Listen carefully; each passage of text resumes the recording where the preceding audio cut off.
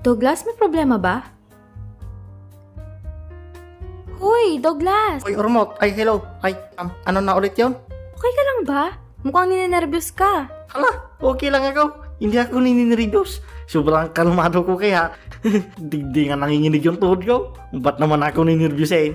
Malay mo, hindi ka komportable na kasama yung tatay ko. Oh, bakit mo kasi dinala? Anong sinabi mo? Ay, wala po. Ang sabi ko, kamusta na po kayo? Mukhang matagal-tagal na po kasi yung huling usap natin. Wala akong pake. Ay, okay. Sorry. Balita ko, nakulong ka daw. Hala, freak news. Hindi po ako yung... Pangako? Opo. Mamatay ka man? Opo. Kahit maubusan ng alak? Ako po yun. Nakulong pa ako last week. Pasensya ka na, Douglas, ha? Nagpumilit kasi si Papa na sumama sa date natin eh. Oo, kasi wala akong tiwala sa taong to.